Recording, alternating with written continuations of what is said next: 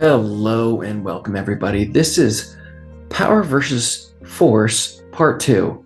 So, in the first segment of Power versus Force, we talked about what they are. We talked about the levels of consciousness, and we also talked about all the numbers from 1 to 1,000 and what they mean. We briefly went over this, but as I understand in the first video, I went back and watched it. The picture didn't turn out so great. So I'm going to go ahead and pull up that picture one more time so we can take a look here.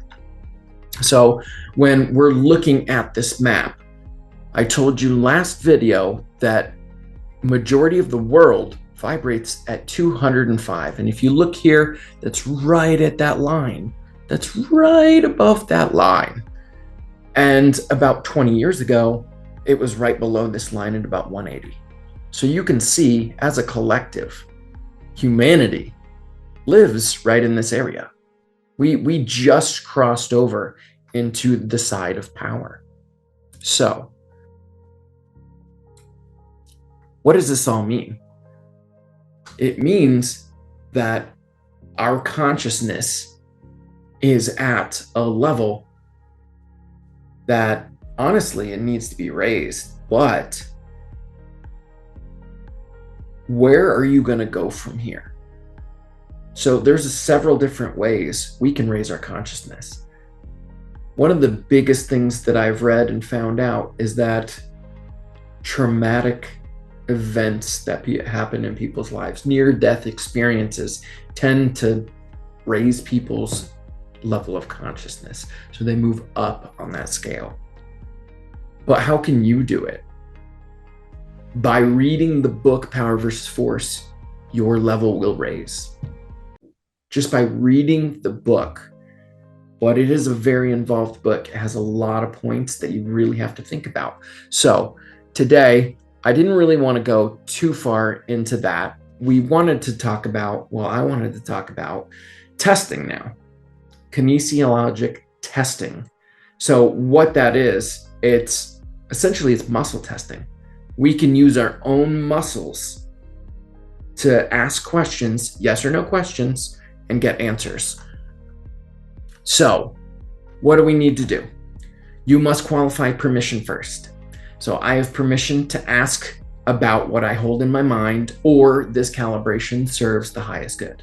Okay, so if the answer is yes, when you're muscle testing, your muscles will stay strong. But if the answer is no, or they specifically say not yes, then the muscle will go weak. So my favorite test is the one that you can do by yourself.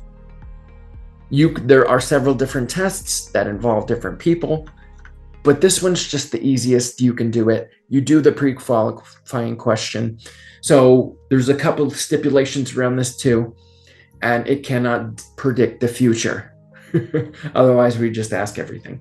So it can be used for anything now or in the past. So this test is independent of personal beliefs and opinions. Okay, so it is an impersonal response from the field of consciousness. So let's just jump right in. So what you're going to do is you're going to take your thumb and your middle finger and you're going to pinch them together, right? So I'm going to say this calibration serves the highest good. And what I'm going to do is I'm just going to use my name as a tester. Okay, so you're just going to put your fingers in between and you're going to ask a question. So is my name Brent? And then you push out. And now the testing is instantaneous, but it doesn't last. So you can't keep trying to force your fingers open. You ask the question, you push. If it stays strong, it's true. Okay, so is my name Brent? Right. Is my name John? Did you see that? Did you see how my fingers made a little gap? It's as simple as that. I know it sounds amazingly simple because it is, but it's also true. So one of the pre-qualifications is that you have to vibrate above 200. So there's several different clearings you can do, and I can go through them in a different video, how we can do this. But if you are part of that collective that vibrate over 200, then you qualify to be able to do this type of testing.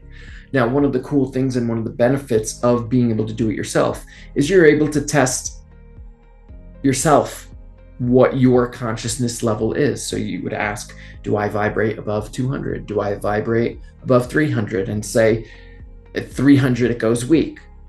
Well, then you backtrack. Do I vibrate at 250? Still strong.